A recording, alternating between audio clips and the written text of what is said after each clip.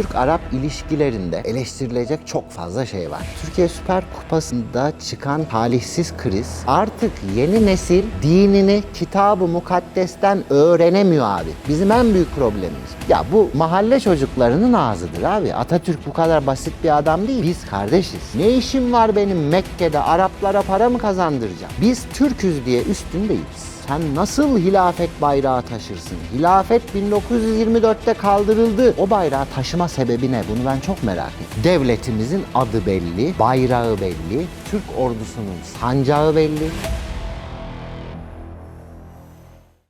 Hocam hoş geldiniz. Hoş bulduk, teşekkür ederim. Nasılsınız, iyi misiniz? İyiyim, sağ olun. Sizler nasılsınız? Bizler de iyiyiz hocam. Mutluyuz, keyifliyiz çok şükür. Allah iyilik versin. Bu hafta oldukça şu an gündemdeki bir konuyu konuşacağız. Çok sıcak bir konuyu konuşacağız. Özellikle Fenerbahçe ve Galatasaray'ın oynayacağı Türkiye Süper Kupası'ndan sonra gerçekleşen bir problem çıktı hocam. Bu da bizlere ve bütün açıkçası kamuoyuna Türk-Arap ilişkilerinin tarihini, bugününü tekrardan bir hatırlatma vesilesi oldu diyebiliriz. Bu noktada da sizlerin değerli bilgilerini almak istiyoruz yine. Bizlere Türk-Arap ilişkisi hakkında tarih perspektifinden bakarak bir yol çizer misiniz? Bir anlatımda bulunur musunuz? Öncelikle ben şunu ifade etmek istiyorum abi. Bu programda söyleyeceğimiz her bir cümlenin altında, etrafında, üstünde muhakkak ama muhakkak inananlar ancak ve ancak kardeştir düsturunu unutmadan biz cümleler kuracağız. Şimdi tabii Türkiye Süper Kupası'nda çıkan talihsiz kriz gerçekten Türk-Arap ilişkilerini kamuoyu tarafından tartışılır ve konuşulur hale getirdi. Bu bir gerçek. Ve bu tartışmayı biz aslında yüzyıllardır sizin de bahsettiğiniz gibi yapıyoruz. Yani bugün Osmanlı Devleti'nde Müslüman olmayan bir Ermeni milletine milleti sadıka ünvanı verilirken en sadık milletimiz ünvanını verirken devlete Ermenilere aliye, parantez içinde Ermenilere izleyicilerimiz. biz Araplara milleti sadıka ünvanını vermemişiz. Tabii bunun altyapısında, bilinçaltı derinliklerinde aslında yani milli hafızamızda bazı problemler olduğundan biz böyle bir şey yapmadık aslında. Böyle bir ünvan vermedik. Şimdi tabii Türk-Arap ilişkileri deyince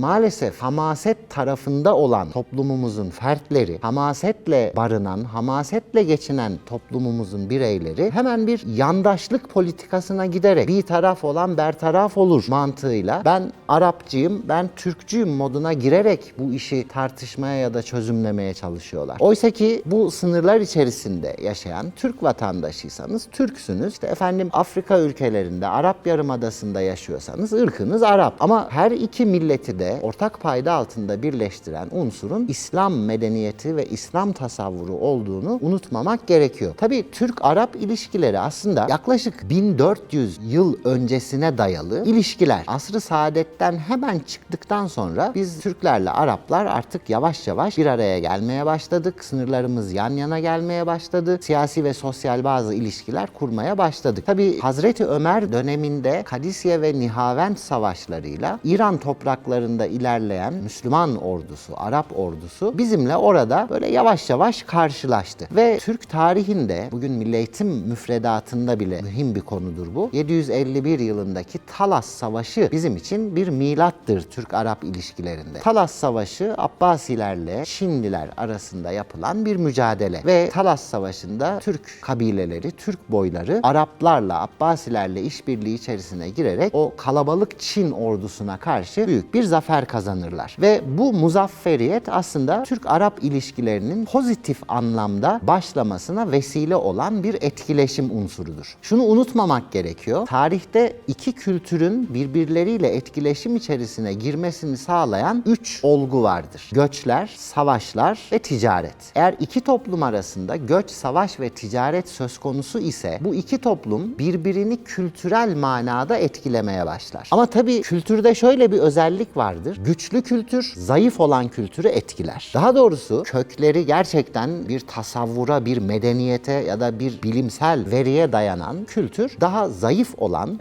babadan duyma gelişen kültüre göre daha güçlüdür ve o kültür güçsüz olan kültürü etkiler. Tabii gök tanrı inancına inanan, bu arada hemen bir parantez açayım. Türklerde Türklerde şamanizm olgusu ya da ateşperestlik olgusu bir milli din hiçbir zaman olmamıştır. Şamanlar vardır ama Evet, şaman şamanizm vardır, çerçeve- şaman vardır ama Türkler şamandır ya da Türkler ateşperesttir, ateşgededir demek doğru bir yaklaşım değil. Biz Türklerin tarihçileri olarak İslam öncesinde gök tanrı dinine inandığını biliriz. Uygur devletinde de Maniheizm dininin var olduğunu biliriz. belki de asimile olan tek Evet ve toplum asimile olabilir. olan tek Türk devleti de bu bağlamda Uygurlardır. Tabii Talas Savaşı'yla İslam medeniyeti Gök Tanrı medeniyetine karşı üstünlüğünü kurmuş ve Türkler oymak oymak, kabile kabile İslam'ı benimsemeye başlamışlardır. Talas Savaşı'ndan sonra İslam Türkler arasında hızla yayılmaya başlayınca Türkler de teşkilatçı bir toplum olduğu için İslam medeniyeti içerisinde kendilerine yer bulabilmek adına gerçekten çok ciddi çabalar sarf etmişlerdir. Tabii Abbasiler döneminde bizim şu anda Güneydoğu Anadolu bölgesi dediğimiz Harsus'tan Diyarbakır'a olan bölgede Abbasiler Bizans'a karşı Sügür ve Avasım şehirleri adında şehirler kurarak bu şehirlere savaşçı ve teşkilatçı bir toplum olan Türk milletini adeta bir tampon bölge mahiyetinde Selçuklu dönemindeki uç beylikleri Evet, gibi uç olabilir. beyliği gibi düşünelim. Tampon bir bölge şeklinde Sügür, Avasım şehirlerini Türkler tarafından oluşturmuştur Abbasiler. Ve biz orada Bizans'ı tanıdık. Biz orada İslam'la yeni müşerref olmuş bir toplum olarak Bizans'ı tanırken aslında cihat ve gaza anlayışını da orada tanımış olduk. Yani Türkler cihat ve gazayı kitaptan öğrenmemiştir abi. Türkler cihat ve gazayı bilfiil savaş meydanlarında öğrenmişlerdir. Çünkü o dönemin en güçlü devleti, imparatorluğu olan Bizans'la karşı karşıya kalan bir milletin elbette mukavemeti de güçlü olacaktır. Tabii Türklerin Selçuklu döneminde Abbasi halifeleri ile olan ilişkileri gerçekten çok düşündürücüdür. Çok üzerine ciltlerce kitaplar yazılan, makaleler yazılan bir meseledir. Abbasi halifeleri Selçuklular döneminde neredeyse hilafetin siyasi organizasyonunu Selçuklulara, dini organizasyonunu da Abbasilere bırakacak şekilde ciddi bir iletişime geçmişlerdir. Yani Selçuklu hükümdarlarına taç giydirecek kadar Abbasi halifesi Selçuklu hükümdarına sen doğunun ve batının hakanısın iltifatlarında bulunacak kadar Türkler Arapların siyasi işlerine müdahil olmaya başlamışlar. Yavuz'dan çok daha önce aslında hilafetin Tabii ki, sancaklarını tabii ki. yapmışlar. Yani biz Yavuz öncesinde hilafetin kılıcını sallamış bir milletiz aslında. Tabii buradaki hilafeti tanıma, hilafetin siyasi yanlarını tanıma imkanı da buldu Türk milleti. Ve lafı uzatmayacağım. Yavuz Sultan Selim döneminde Memluklularda olan hilafeti Mercidabık ve Ridaniye savaşları ile Osmanlı Devleti almıştır ve Yavuz itibariyle son Osmanlı padişahına kadar olan tüm padişahlar artık halife ünvanı ile anılmaya başlanmıştır. Hilafet bu bağlamda İslam dininin siyasi ayağı adına çok önemli bir makamdır, çok önemli bir kavramdır. Hilafet demek dünyadaki tüm Müslümanların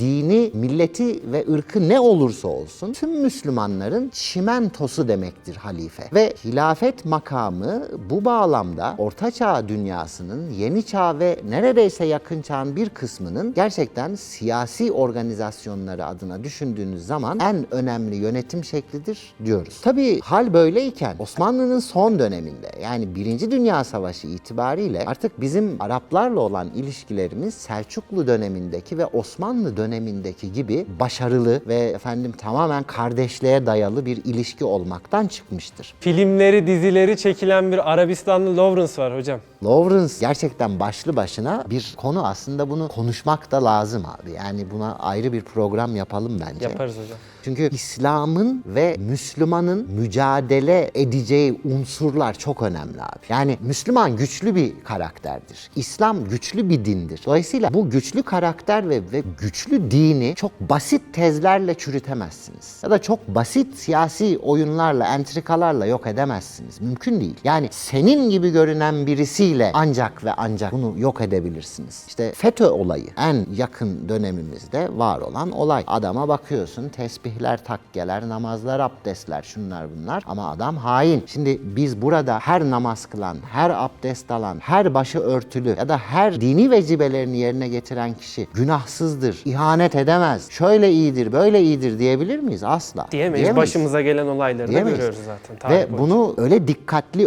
özümsemek lazım ki, öyle dikkatli cümlelerle bunu konuşmak lazım ki, çünkü artık başörtüsü ile sokakta gezen bir hanımefendinin İslam'ı temsil ederek gezdiğini bilmesi gerekiyor. Ya da iş yerinde namaz kılan bir bireyin namaz kıldığı için ya bu Müslüman denildiğini bilerek namaz kılması gerekiyor. Namaz kılıp abdest alıp arkayı dönüp de haram yiyorsan sen hem kendine hem de dinine zarar veriyorsun. Çünkü artık yeni nesil dinini kitab-ı mukaddesten öğrenemiyor abi. Bizim en büyük problemimiz bu. Yeni nesil kitabı yorumlayanlardan öğreniyor. Yeni nesil o hocadan, bu hocadan, şu şeyhten, bu dervişten dini öğrenmeye çalışıyor. Oysa ki Cenab-ı Allah tabiri caizse bir aptala anlatır gibi kitabında her şeyi anlatmış. Anlamadın mı kardeşim? Resulü var. Peygamber Efendimiz'e bak. Oradan anla. Senin onunla, bununla, şununla işin yok. Acaba şu hoca efendi kitabında bununla ilgili ne demiş? Bununla ilgilenmene gerek yok. Kitap ve sünnet bunun her şeyin cevabını veriyor bize. Ve dolayısıyla İslam medeniyetini, Lawrence'den buraya geldik, yani bunu ayrıca konuşacağız tabii. İslam medeniyetini tanımlamak, İslam medeniyetini yorumlamak ve İslam medeniyetinin içerisine nifak tohumları saçmak kolay bir şey değildir. Çünkü İslam medeniyeti okyanustaki dalga gibidir. Dalga denizi temizler, değil mi? O Medcezir dediğimiz hadise denizi temizler ve kıyıya atar. Yabancı maddeyi kıyıya atar. İslam medeniyeti yabancı maddeyi kıyıya atar. Ama söz konusu münafıklıksa, yani Müslüman gibi görünüp Müslüman olmayan bir zihniyetle mücadele etmekse, o zaman konuşacağımız daha farklı şeyler vardır diye düşünüyorum. Tabii 1. Cihan Harbi sonrasında maalesef bizim Araplarla ilişkilerimiz bozuldu. Ve bu bozuk ilişkilerle biz 100 yıldır aslında dini anlamda kardeşimiz olan bir milletle siyasi anlamda da stratejik ve dostane ilişkiler kurmaya çalışarak bir 100 yıl geçirdik. Şimdi bakınız, sosyal medyada bu Süper Kupa krizinden sonra saçma sapan belgeler yayınlanıyor abi. Mustafa Kemal Paşa'nın Gördüm hocam, evet. Arabistan kralına yazdığı mektup diyor. Daha Atatürk soyadını almamış Aman bir yarabbim. insan Kemal Atatürk imzasını nasıl atabilir? Evet. Yani insanlığın Atatürk zaten... değil yani, daha o dönemde paşa.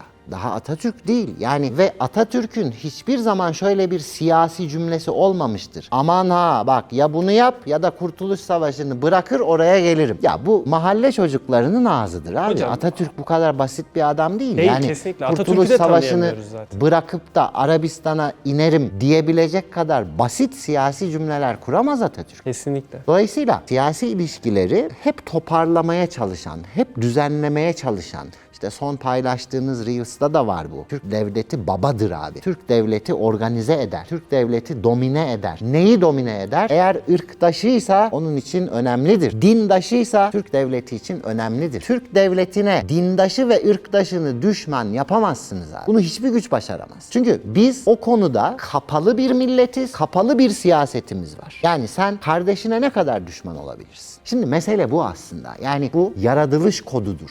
Bizim suçumuz ya da bizim siyasi, sosyal fikrimiz, tavrımız değildir. Bu bir yaratılış kodu. Dolayısıyla bizim devletlerimiz dindaş ve ırktaşlarına karşı kırmızı çizgisi vardır abi. Kim ne propaganda yaparsa yapsın, kim nasıl bir hamaset duygusu içerisinde sosyal medyada yazarsa yazsın, Türk halkı içinde, Türk devleti içinde ırktaşlık ve dindaşlık iki kırmızı hattır. O iki kırmızı hattın dışına ne bu toplumu ne de bu siyaseti kimse çıkaramaz. Kesinlikle hocam. Tarihsel açıdan baktık, inceledik. Gerçekten çok güzel bilgiler verdiniz. Peki günümüz siyasetini nasıl değerlendiriyorsunuz hocam? Türk-Arap ilişkilerini. Sizce ne durumdayız? Hangi konumdayız? İyi mi buluyorsunuz? Kötü mü buluyorsunuz aramızdaki ilişkiyi? Türk-Arap ilişkilerinde aslında eleştirilecek çok fazla şey var. Öyle ki siyaseti domine etmektense bugün coğrafyayı biraz konuşmak lazım. İbn Haldun'un o meşhur sözü, coğrafya kaderdir sözü. Hepimizi yakan cümle. Evet, hepimizi yakan cümle. Aslında hepimizin de gerçeği olan cümle. Bugün Arap Yarımadası, Arap deyince Arap Yarımadası akla geliyor. Suudi Arabistan akla geliyor. Efendim ve Suud ailesi, o kraliyet makamı akla geliyor. Birinci Dünya Savaşı'ndaki ilişkilerimiz akla geliyor. Birinci Dünya Savaşı'nda bizlere vermiş olduğu zararlar akla geliyor. Fahrettin Paşa akla geliyor. Fahrettin Paşa akla geliyor. Efendim bizi ciddi anlamda kontrpiyede bırakmaları akla geliyor ve tarihin buz gibi gerçekleri olan bu bilgilerle de biz yeni neslimize buruk açık bir şekilde. İçimiz kanaya kanaya. Diyoruz ki bakın bunlar bize bu hatayı yaptılar lakin biz kardeşiz. Bakın bu sınırı iyi çizmek lazım. Şimdi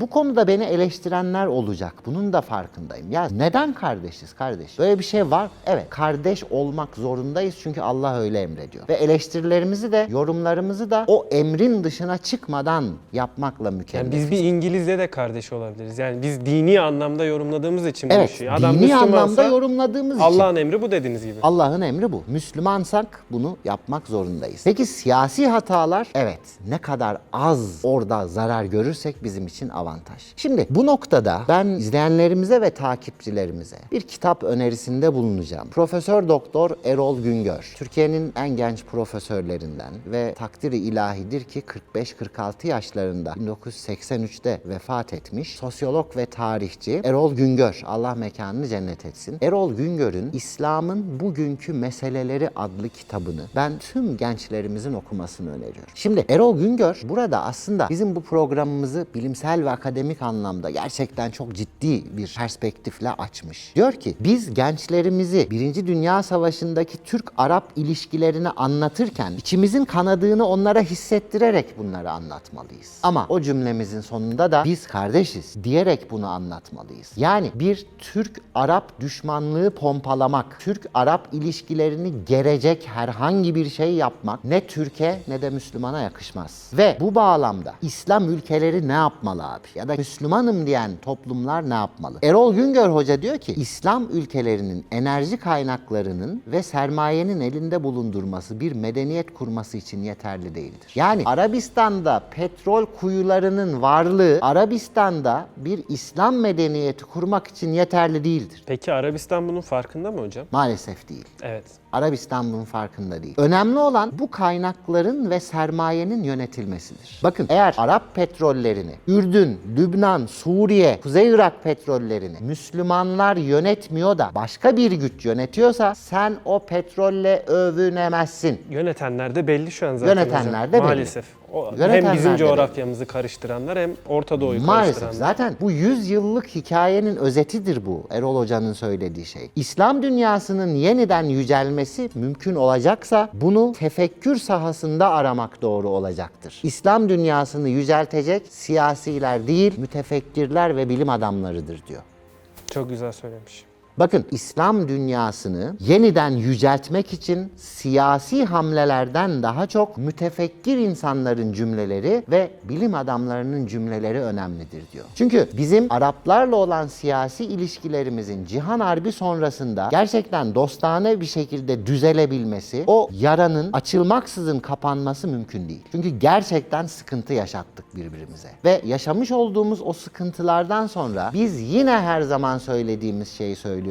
Türk devletleri babadır. Baba affedicidir. Abi affedicidir. Biz baba felsefesiyle onlara yaklaşıyoruz. Çünkü bu toplum, bu millet yaklaşık 500 yıl İslam'ın sancaktarlığını yapmış bir millettir. Dolayısıyla biz İslam'ın siyasi mekanizmasının, İslam'ın siyasi organizasyonunun nasıl gerçekleştirildiğini, nasıl yapıldığını bugün Araplara göre çok daha iyi biliyoruz. Yani siyasetimizden bağımsız hala öyle olduğunu düşünüyorum. Çünkü bakıyorsunuz bugün siz Filistin'e el atıyorsunuz. Maalesef şehit verdiğiniz 12 askerinizin şehit olmasında İsrail'in parmağı var. Amerika'nın parmağı var. Bugün bakıyorsunuz, daha dün bir haber okudum bugün çekimimizden önce. Ankara'da 46 tane Mossad ajanı yakalanmış. Ve görüntülerine dikkat edin. Evet hocam, aynen onu söyleyecektim ben de. Hepsi tırnak içerisinde dini bütün bir algıya, dışarıdan görüntüye sahip insanlar. Böyle baktığımızda yani hala bizle bu kadar uğraşılıyorsa demek ki hocam biz hala bunun önderliğini, liderliğini yapıyoruz diye düşünüyorum ben. Evet, şimdi bahsettiğin yakalanan Mossad ajanlarının kılığına baktığın zaman abi,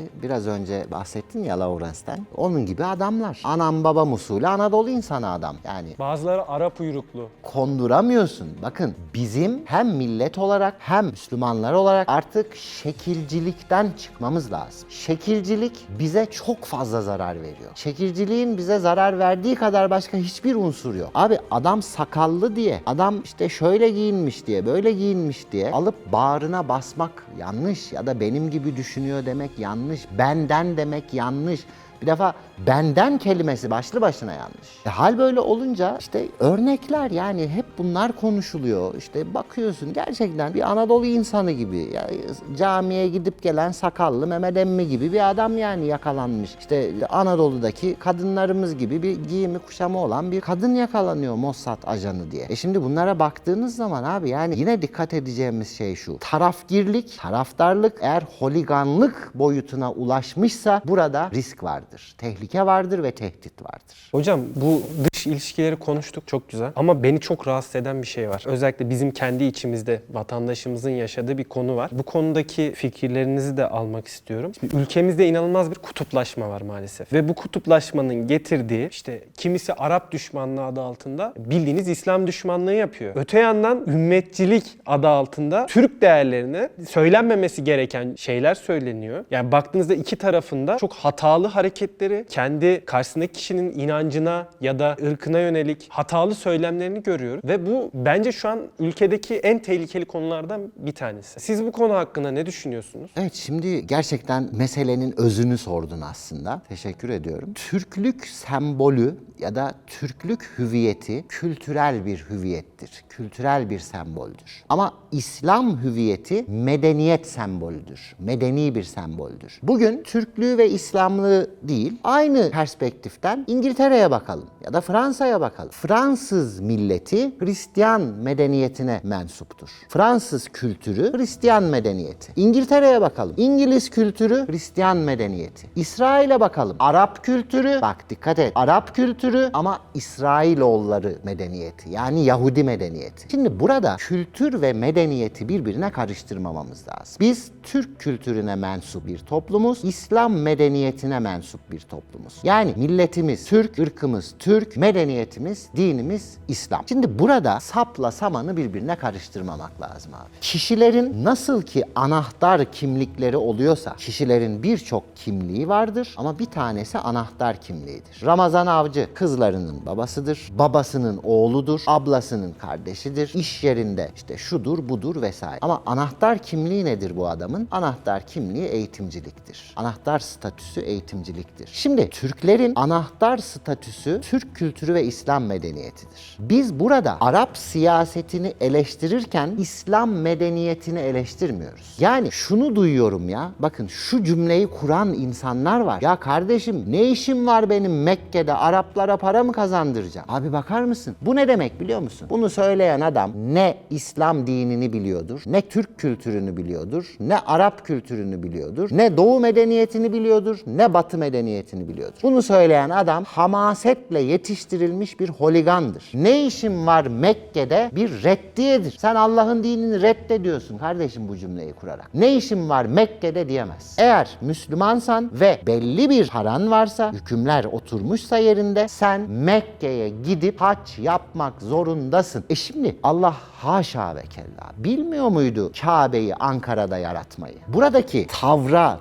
tarza, buradaki hikmete iyi bakmak lazım. Bugün milyarlarca Müslüman Mekke'deki Kabe-i Muazzama'da tavaf ederken Araplara tapmıyor kardeşim. Allah'a taptığı için oraya gidiyor. Müslüman araba taptığı için Mekke'ye gitmiyor. Müslüman araba para kazandırmak için Mekke'ye gitmiyor. Allah'ın hükmünü ve emrini yerine getirmek için Mekke'ye gidiyor. İnancının gereği olduğu için Mekke'ye gidiyor. Şimdi bunu bilmeyen bir adam ya da buna karşı bir adam, işim var canım Mekke'de, elin Arabına para mı kazandıracağım şeklinde cehalet kokan, hamaset kokan, böyle tabiri caizse ağzından salyalar saça saça bu cümleyi kuran bir adamdır. Şimdi bu cümleyi şunun için söylüyorum. Bizim Müslüman olmamız Arap sevicisi olduğumuz anlamına gelmez. Şimdi bu konuda Peygamber Efendimiz aslında noktayı koymuş. Ben kuru et yiyen bir Kureyşliyim diyor. Ne Arap'ın Acem'e ne de Acem'in Arap'a üstünlüğü yoktur. Üstünlük yalnızca takvada. Üstünlük yalnızca takvadadır diyor. Şimdi biz Türk'üz diye üstün değiliz. Onlar Araplar diye de üstün değil. Ya da Fransızlar Cermen ırkından diye de üstün değil. Ama biz takva sahibi bir toplumsak, Allah'ın takvası, takva ölçüleri içerisinde bir toplumsak üstün bir toplumuz. Şimdi burada şu iki olguyu da birbirine karıştırmamak lazım. Milliyetçilik ayaklar altındadır cümlesi. Şimdi bizim dinimizde vatan sevgisi imandandır diye bir düstur var. Vatan sevgisi imandan. Ama Peygamberimiz ne diyor? Arap'ın aceme, acemin Arap'a üstünlüğü yoktur. Acem yabancı demek. Yani Arap olmayan demek. Şimdi Arap'ın başka bir ırka üstünlüğü yoksa Türk'ün de başka bir ırka üstünlüğü olamaz. Şimdi bu bağlamda biz vatan sevgisinden kaynaklı milliyetçilik duygularımızı damarlarımızda dolaşan Türk kanıyla karıştırmamamız lazım. Kesinlikle, yani biz Nazi Almanyası değiliz. Evet, biz Nazizm değiliz, biz Nazi değiliz. Evet, Türk ırkına mensubuz. Irkımızı çok seviyoruz, gurur duyuyoruz ırkımızla. Ama en üstün ırk, Allah'ın taltiflerle yarattığı bir ırk değil Türk ırkı. Hiçbir ırk öyle. Hiçbir ırk değil. Şimdi bu bağlamda biz milli duygularımızı da ya da milliyetçilik anlayışımızı da vatan sevgisi imandandır düsturu ve Arap'ın aceme, acemin Arap'a üstünlüğü yoktur düsturu arasındaki sınırlar içerisinde muhafaza etmemiz lazım. Bakın çok önemli. Vatan sevgisi imandandır. Arap-Acem hadisi. Bu ikisi arasında yapılan milliyetçilik doğru bir milliyetçilik.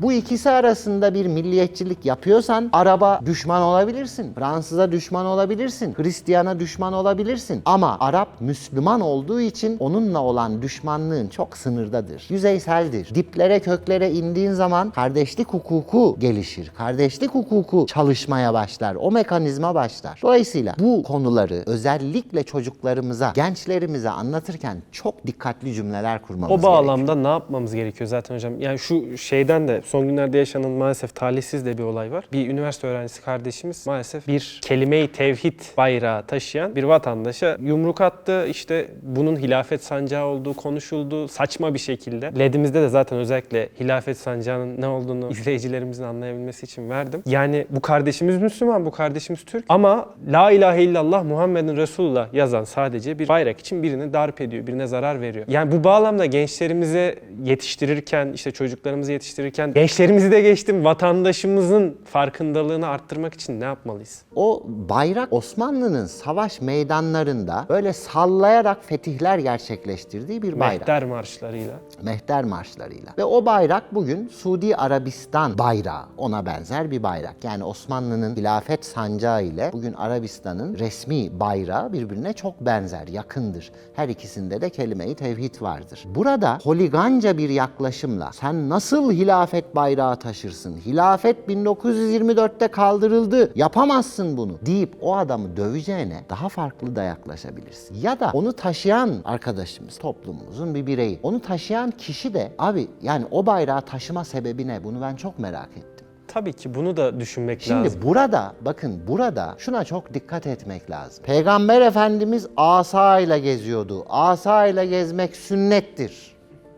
Var mı böyle bir şey ya? Bizim bildiğimiz yok yani. Peygamber Efendimiz evet asa ile geziyordu. Çünkü Mekke'nin, Medine'nin sokakları çölün ortasında yaşayan bir zat-ı muhteremdi o. Yaban hayvanlarına karşı, ite köpeğe karşı, kediye karşı, şuna buna karşı zarar görmemek için evet o dönemin silahı olan asa ile geziyordu. Şimdi adam çıkıyor Kızılay'ın ortasında abi İstanbul'un Taksim'inde koskoca bir odunla affedersin çıkıyor şap şap şap onları kaldırıma vura çeviriyorsun ya arkadaş derdin ne bu ne? Sünnet sana ne diyor? Şimdi bakın biz bunlardan çok zarar gördük. Peygamber Efendimiz 2024'te yaşasaydı asa kullanmazdı efendi. Ne işi var asayla peygamberimiz? Eğer silah kullanacaksa takardı beline en kral silahı kullanırdı. Asa kullanmazdı. Bakın meseleleri yorumlarken hep söylüyoruz. Hamasetle yorumlamayın. At gözlüğü takıp da at gözlüğüyle yorumlamayın. Evet peygamberin asa kullandığını hepimiz biliyoruz abi. Biz tarihçiyiz. Tabii ki biliyoruz. Asa kullanıyordu mübarek.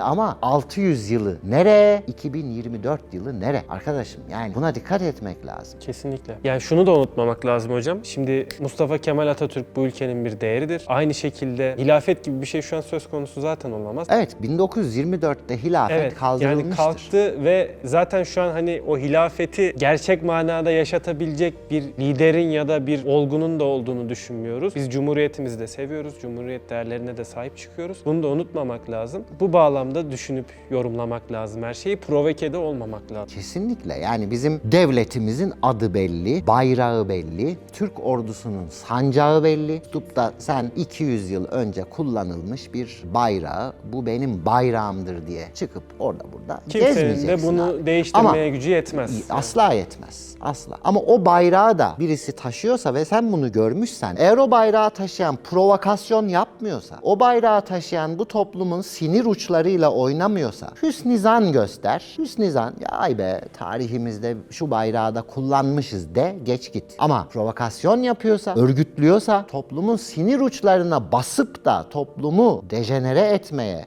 patlatmaya çalışıyorsa onu biz yapamayız kardeşim. Bizim devletimizin polisi var, güvenlik gücü var, jandarması var, askeri var, savcısı var, hakimi var. O gidip de bizim o adamı darp etmemiz selahiyetini bize vermez. Kesinlikle öyle. Hocam gündemi yine aydınlattınız diyebilirim. Estağfurullah. Ağzınıza sağlık. Çok teşekkür ediyoruz değerli sohbetiniz için. Biz teşekkür ederiz imkan verdiğiniz için. Değerli izleyiciler, Kim Bunlar Dijital Ankara stüdyolarında biz yine gündeme dair muhabbetimizi gerçekleştirdik. Tabii siz de kanalımıza abone olarak ve bildirimlerinizi açarak, videolarımızı beğenerek bizlere desteklerinizi sunabilirsiniz. Sağlıcakla kalın, hoşça kalın.